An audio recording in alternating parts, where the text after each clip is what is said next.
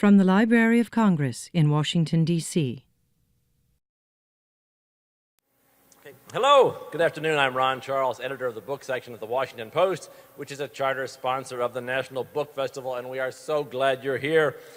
First, a word of thanks to our co-chairman of the festival, David Rubenstein, and the many other sponsors who've made this possible. And if you'd like to make a financial contribution to the festival, there's information in your program about that. We'll have time for questions afterwards at these two mics. Know that if you come up to the microphone, you will become part of the library's permanent collection. So if that's not something you want to do, stay in your seat. I am so delighted to be here today with Geraldine Brooks. I've known her for years now, since she wrote one of my favorite novels, March.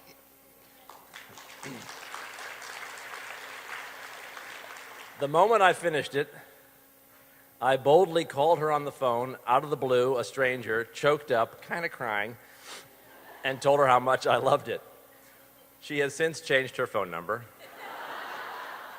but she still is happy to get email from fans. Geraldine Brooks was born and raised in Australia, which accounts for her lovely accent. She came to the U.S. to complete a master's degree at Columbia University and soon got a job for the Wall Street Journal covering conflicts in Africa and the Balkans and the Middle East. That experience provided the material for her first book, 9 Parts of Desire, The Hidden World of Islamic Women, which was an international bestseller. Several years later, after winning an Overseas Press Club award for her coverage of the Gulf War, she took off the journalist cap and wrote a novel called Year of Wonders. Somebody in the audience just told me that was their favorite book ever.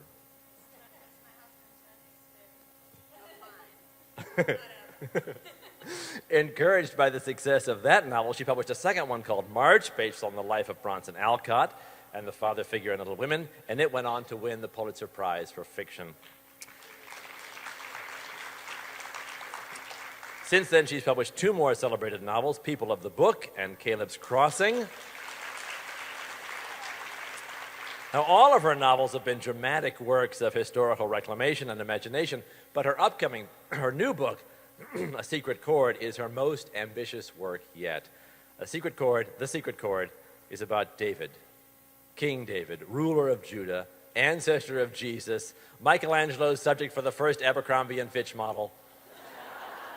The story is incredible. I mean, I thought I knew this from my Sunday school days, but wow, I mean, it's got war, intrigue, betrayal, sex. It's one spectacular scandal after another, even by Washington standards. You are in for a treat. Geraldine Brooks tells us about her inspiration, her research, and her work to bring this ancient hero to new life. Please join me in welcoming her.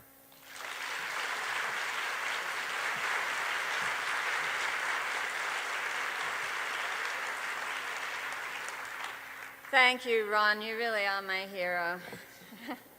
He is just the best. And may I just recommend to your attention, Ron has another hat, as well as being an erudite book reviewer for the beloved Washington Post.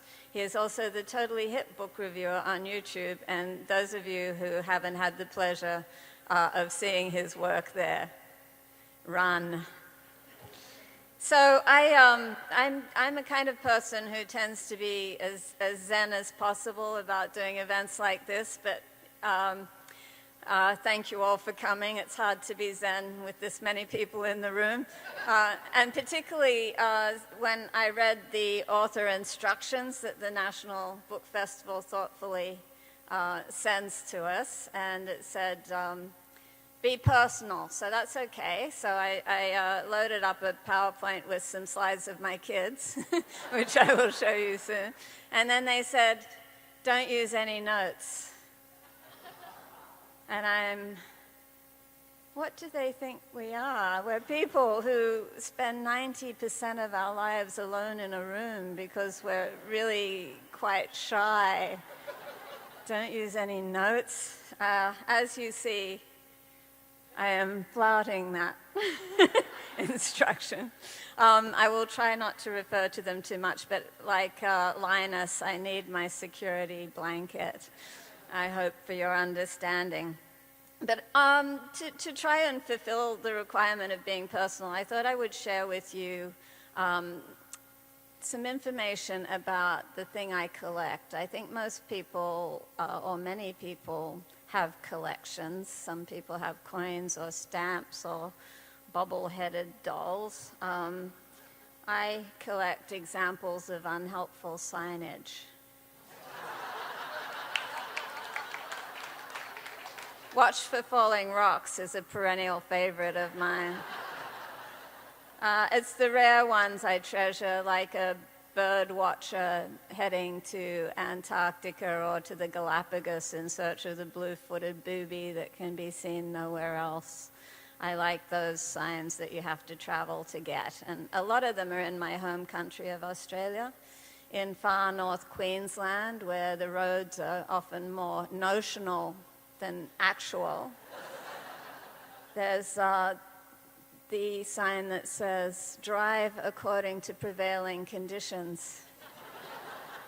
Even better, at a place aptly named Big Hole in the Northern Territory, "Accidents can lead to injury and death." There was a sign I saw on over an expressway in Florida that at first looked like helpful information. "Texting while driving kills." Fair enough, I thought, and then I noticed at the bottom of the sign it said, "For more safety tips, text #safety." But perhaps the prize in my collection is the sign on the car ferry that goes back and forth to my home on Martha's Vineyard. "For your safety, please exit the freight deck while the vessel is underway." I love that sign. Every time I see it, it makes me laugh because I get this vision of all the vacation SUVs with their bungee-corded extrusions of bicycles and kayaks and spare blankets and pillows and all the holiday paraphernalia, obediently driving off the freight deck into Vineyard Sound. And I thought, well, that's one way to thin out the August crowds. So why do I like these signs so much? It's because they remind me how magnificently complicated our language is and how difficult it is to convey precise meaning, no matter how well-intentioned you are. Somebody at the Martha's Vineyard Steamship Authority probably put a lot of thought into that sign and getting it made up in nice high-vis lettering, and they just wanted to advise people to get out of their cars for the duration of the trip. And yet they totally blew it. So I keep little sticky notes of these signs on the desk in my study, and it's to remind me to be extra careful with this fragile treasure, our language. But like the Steamship Authority whiz, I often blow it too. The difference between the right word and the wrong word, as Mark Twain told us, is the difference between lightning and the lightning bug. And when you're writing historical fiction, the stakes here can be quite high, because if you put the wrong word in a character's mouth, you can pull your reader out of the time and place that you're trying to keep them in.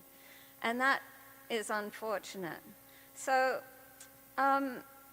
I've done that, I have to admit. In Year of Wonders, my first novel, I have my 1665 young heroine waxing eloquently about the mauve tide of the heather moving across the mountainside of her Peak District home place. Problem: the first use of the word mauve as a color wasn't until 1796. I know that because somebody actually wrote a book titled Mauve, How One Man Invented a Color That Changed the World. Whoops. So it was not long after that novel came out, and I think I was speaking about it in England, and I met a wonderful English novelist called Jim Crace, who had written a book set in biblical Israel called Quarantine. It's a wonderful novel. And he was telling me about how he researched that novel, and a lot of his research had to do with camping in the Judean desert to get the sense of the place. And he said on the first morning of this camping trip, his Bedouin guide woke him with a cup of lovely cardamom-scented Arabic coffee and said, "Mr. Jim, how did you sleep?" And he said, "Ahmed, I slept like a log." And then he said he raised his eyes to the bare, rock-ribbed hillsides of the Judean desert. Not a log to be seen. So he turned to his guide and he said, "Ahmed, how did you sleep?" And Ahmed said, "Mr. Jim, I slept like a dead donkey." So ever since Jim Cray shared that story with me, I've spent a lot of time going over my manuscripts and trying to find logs and turn them into dead donkeys. So I hope when you read my books, you'll find a lot of dead donkeys in them. It's not always easy. In The Secret Chord, for example, which is set in Second Iron Age Israel, I kept running into a lot of logs. I had to take out the word assassin because the original assassins were a violent Persian sect of the 11th century, and it's not likely my Hebrew tribesmen would have been talking about them. I substituted the word thug, only to realize that that was actually a violent group of Indian outlaws from the 15th century, and my Hebrews would not have been talking about them either. So I didn't find a really good dead donkey in that case, but sometimes you can find them, and I think that the effect is well worth the effort. So in Caleb's Crossing, my young narrator needs to talk about a fetus. And I'm pretty sure that in Massachusetts in 1660, she's not using the word fetus. And lucky for me, there's a wonderful resource, the Oxford Historical Thesaurus of the English Language, that digs down on every word in use from today all the way to early Icelandic. And so if you look up fetus, you can go down to mid-17th century and find that the word she probably would have used is shapeling. If you put the word shapeling into her mouth, I think you can time travel. So, does it really matter?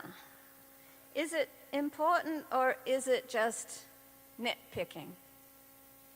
An expression, I have to say, that I've loved for its aptness ever since my son got head lice in the 3rd grade. It really is very exacting work. But I think combing through a manuscript looking for bad vocabulary is in some ways very similar to nitpicking. And I think it does matter, and I think it's respectful to you, the reader. And I'll tell you why. Not that many years ago, I had a wonderful year as a fellow at the Radcliffe Institute for Advanced Studies at Harvard. And this is just a terrific boondoggle. They pay you to do your own work and to have lunch with other fellows who come from a diversity of fields across the sciences and the arts and academics. And you give each other ideas, and it's just a great experience. And your only obligation is to give one talk on what you're working on and go to the talks of your fellow fellows. So one of my fellow fellows was a mathematician from Bordeaux, and her talk was entitled Singularities in Algebraic Plane Curves. And I have to tell you, I slumped into that lecture room. I took a doodle pad, and I thought if I positioned myself behind a pillar, a short nap might not be out of the question. Math was not my strong suit.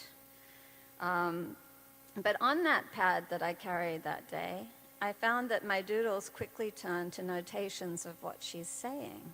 And here's a couple of things that I wrote down that she said. A formal power series about the origin is an infinite sum. Homomorphism is an isomorphism if and only if the matrix is invertible.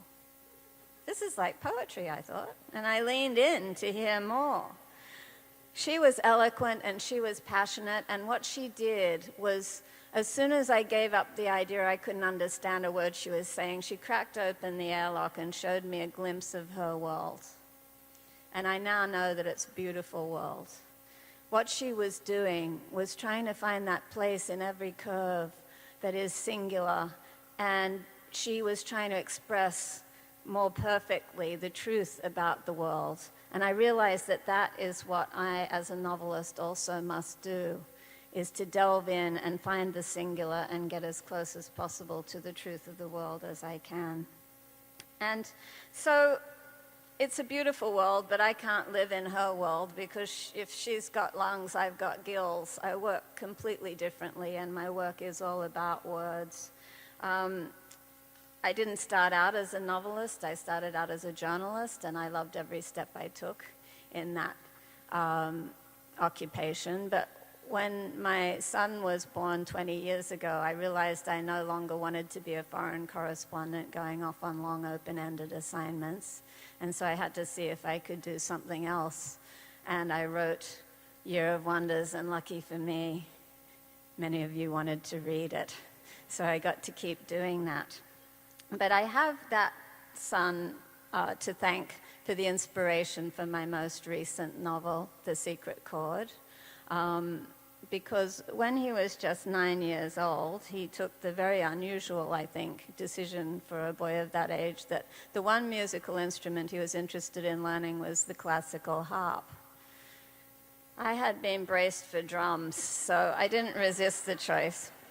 But it was watching him, dwarfed by his teacher's beautiful concert instrument, that set me back to thinking about David, that other boy harpist, that musician whose music was so powerful that it could soothe the mentally ill and even please God in heaven, so we're told. And I had been a fine arts major in college, and I'd been very interested in the various depictions of David in Italian Renaissance and Baroque art.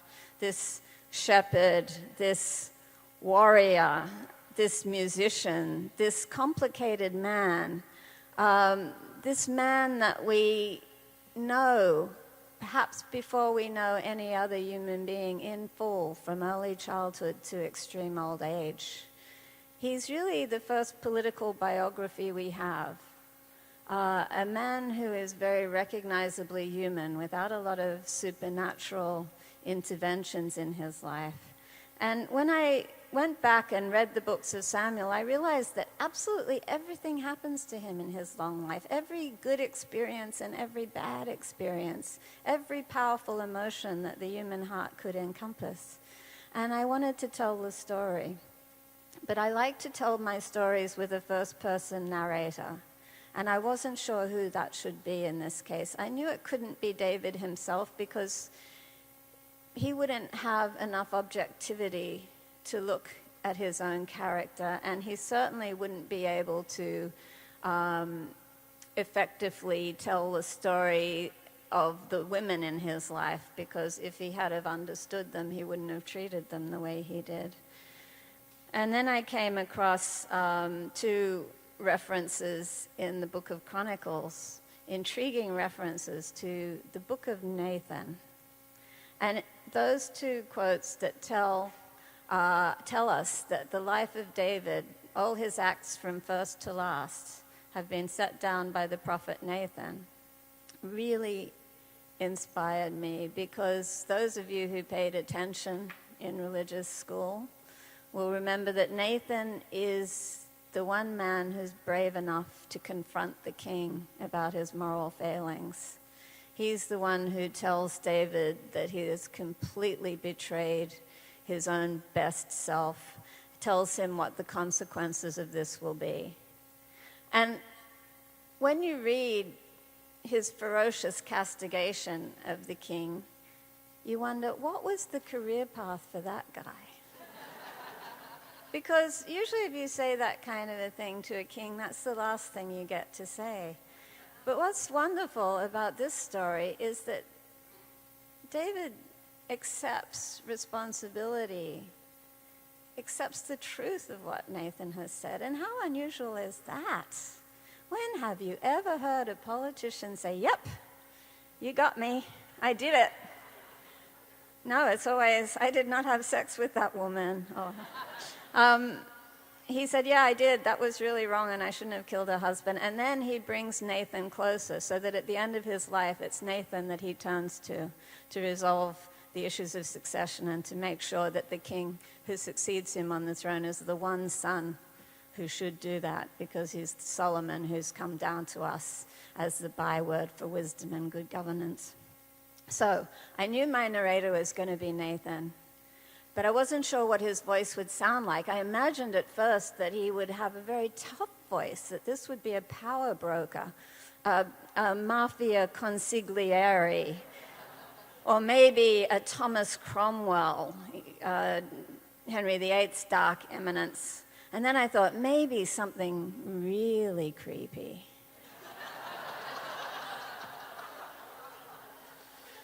But Nathan didn't want to be any of those guys. He refused to speak in that voice to me. He had something completely different in mind. He wanted to sound like these guys. He wanted to be unworldly. He wanted to be idealistic. He wanted to be the light in the story. And of course he does, because he's a Hebrew prophet. And that's what these guys are like. That is how they roll. They're the ones who bring us to our best self. So I had to give in and let him be that guy. But then how was I going to research this book? Usually I dive into archives and read all the journals and letters and court records where you can hear people in verbatim testimony speaking in their own voice, so I can get the sound of the language in my head. That wasn't going to be possible in this case. So I realized that I would have to do a more experiential kind of research, and I took a leaf out of Jim Crace's book and headed off to Israel with my youngest son. I told you there would be family photos, and here's one. I love exploiting my children as research assistants. They see things very freshly, and they ask questions that we wouldn't think to ask. So I thought, what can we do that is similar to the kinds of things that David might have done 3,000 years ago? Not the adultery and the murder so much. Herding sheep was the first one, because, of course, so many leaders in the Bible start off as shepherds. And I was wondering, what is it about the business of herding sheep that turns out to be a great entry-level position for future CEOs of Israel? And I found in that long afternoon that my son and I were herding those sheep on the hillside in Israel that you have to understand those that you're trying to lead. We were trying to separate the sheep from the goats, which turns out to be just as hard in real life as the metaphor suggests. And you can't do it until you understand that goats react differently to pressure to sheep. So once we had that insight, I realized that I was going to use that and let David have that kind of insight about leadership. We did other things. We stayed in the desert in goat hair tents, eating the kinds of foods mentioned in the Bible, and we drew water from ancient cisterns to feel the effort involved. And we rode camels, only to find when we got home that we'd got a sore backside for nothing, because there were no camels in Second Iron Age Israel, and mules were what we should have been focused on.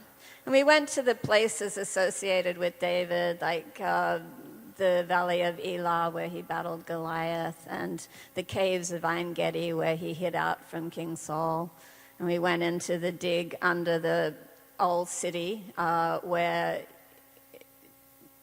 excavations from the Davidian period are being unearthed. And I have to say that there's a lot of tension there, because Israeli archaeologists are doing the digging, but it actually runs under a Palestinian neighborhood, and it's causing their houses to collapse. And there's tremendous tension around this site, and it just reminds you that the battles that David fought are still going on. So I've only got a few minutes left, and I want to leave time for questions, so I'm just going to go quickly to say that my baby harpist grew up to be a big harpist. See, I warned you there would be family photos.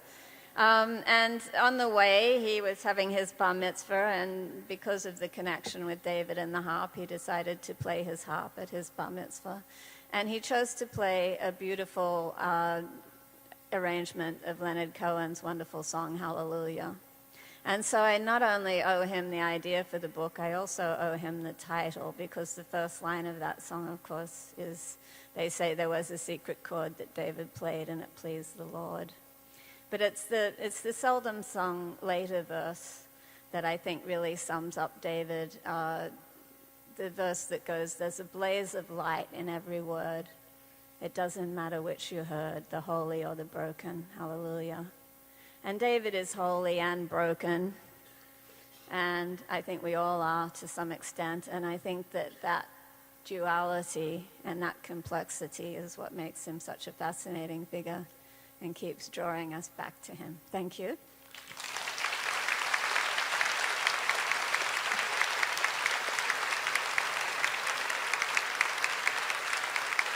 And we've got microphones here, and I urge you to all become a part of the permanent collection of the Library of Congress, and happy to take questions, comments, abuse of any kind.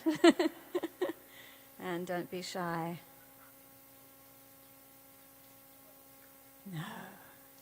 No. Yes. So I just want to say, first, I love your books. I've read all of your fiction. And one of the things I love about the historical fiction is that you take a subject about which there's very little or nothing known, like the Year of Wonders, and you weave this whole story. And so you're not really messing with history, because I love history. So I love that about your books, that and many things. And I've read The Secret Chord, and the minute I finished it, I felt bereft, because I'm going to have to wait for your next book, and I would just like to know, how long are you going to make us wait?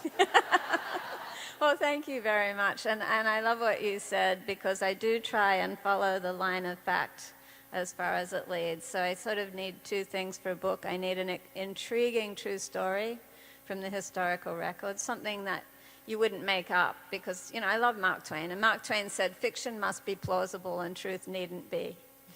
So I'm always looking for those implausible truths, like the fact that a village quarantined itself voluntarily during the plague, or that a Native American raised in his own language and culture mastered Latin and Greek and graduated Harvard in 1665. If I made them up, it wouldn't be so exciting. The fact is that those things happened. But then the second thing I need is that there not be too much known about them, because if Caleb, the Native American, had kept a journal of his time at Harvard, there'd be no space for me. And it's because we don't know much about his experience. The only way to engage with it is through imagination. So I need the void as well as the skeleton of intriguing fact. So yeah, thank you for that. But I do like to make sure that as far as we can know, I go to a lot of trouble to know before I start swan diving off into invention. And how long till the next book? I wish it was going to be quicker. It does seem to take me about the same amount of time to do all of them, which seems to be about 3 years. So, Thank you. thank you. You go ahead. I just wanted to say thank you for coming. As a hopeful Australian writer of Yes. historical fiction, I very much enjoy listening to you. You talked a little bit about what you need for your inspiration to write, and I was curious to hear about how you choose. You write about all these quite diverse subjects, and there's just so much out there. Like, there are stories everywhere. How do you choose what to write about? So it just seems sometimes, I think Ernest Hemingway had it right. He said an idea for a novel can be something you're lucky enough to overhear, or the wreck of your whole damn life. And luckily for me, it's been the former rather than the latter. And the novel I'm working on now actually literally was something I overheard at a lunch table. I was at Plymouth Plantation. They'd invited me because they liked Caleb's Crossing, and they had it in mind to pitch me an idea for a novel about somebody from the plantation, and they knew a lot about her. And it doesn't usually work very well if somebody brings you an idea, because they're giving you that idea because it's just like something you already did. And I don't want to do that again. And I'd exhausted my, enough Calvinists already. So, but while I was at this lunch, I started overhearing the conversation at the other end of the table, and it was an incredibly intriguing story about a horse from the 1860s. And I found myself not even pretending to pay attention to the nice people from Plymouth Plantation and wanting to say, could you shut up? I need to hear what he's saying. So I will be writing that book next. But they do just seem to sort of flutter in the window like lost birds sometimes. Thank you. Hi. Thanks for being here, and thanks for retweeting my tweets. I've never missed you at the book festival. And I've read every single one of your books. Well, thank you very So much. in the 3 years that we wait till the next novel, what authors or subjects inspire you, and what authors would you recommend that we maybe pick up in the interim? Oh, well, I think my favorite living writer is here this weekend. That's Marilyn Robinson. I'm completely in awe of her. I think Gilead and the Gilead trilogy, in fact, is just an amazing work of art. And similarly, I think Hilary Mantel, I wish she would stop doing screenplay adaptations and plays and get on with finishing that trilogy about Cromwell, because I cannot wait to read it. I read a tremendous amount of fiction. I just gobble it up, and I like nonfiction, also memoir. I just read a book that might not have crossed the transom of many people here. It's a first novel by a New Zealand novelist called Anna Smale, called The Chimes. It's a dystopian future where the world is organized by music. And I thought it was one of the most remarkably inventive things I've read. She's a poet and a violinist, so she knows what she's doing with language and music. So I loved that. And then a little memoir called The Point of Vanishing, which is a true story of a young man at Harvard who has a horrible accident that destroys the sight in one eye and sends him into a tailspin, and he goes off to live in the woods a bit like Thoreau, and he's a worthy successor to Thoreau. Thank you. So, yeah. Thank you.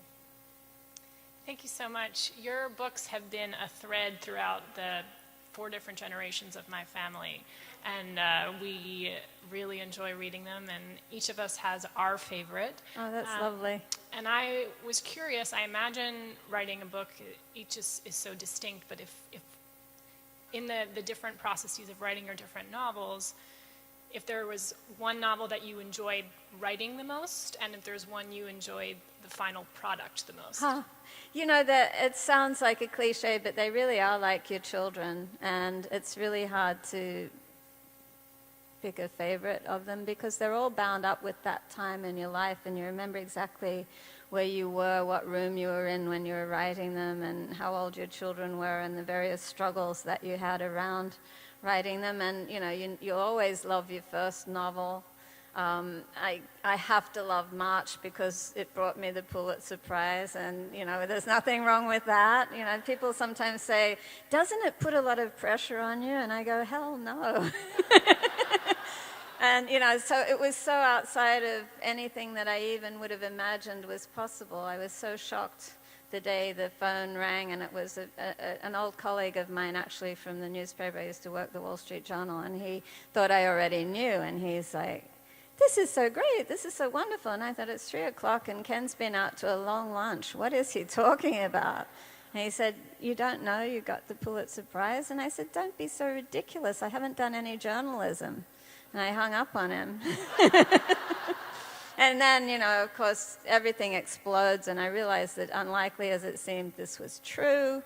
and somebody's coming to the door with flowers, and I'm on the phone to a newspaper reporter, and my son, who was 8 at the time, opened the door and said, "Mum can't come. She's really busy. She just got the Pulitzer Prize."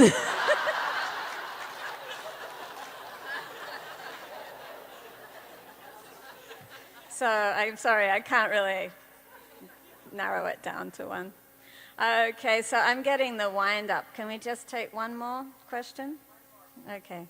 I've loved your writing, all your books, but the one I recently finished was Caleb's Crossing, and I love the part where the scholars are all so skinny because they can't afford anything at Harvard. They can't afford to feed them even.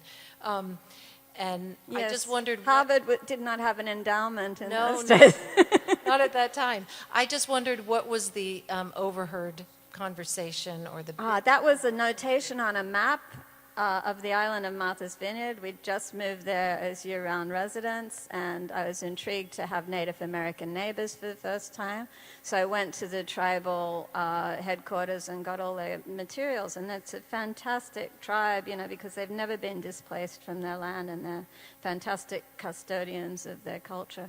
And they had this map of the island with all the notations of the place names in Wampanoag language, and places of significance, and right near where we were living it said birthplace of Caleb, first Native American graduate of Harvard. And my eye couldn't actually accept that the next bit was 1665. I had to read it as 1965 because it was so beyond what I would have considered possible. And then when I found out it really was 1665, I was, how did that happen? And what was it like? And then I was off to the races. And that's generally how it goes. Thank you. Thank you very much. This has been a presentation of the Library of Congress. Visit us at loc.gov.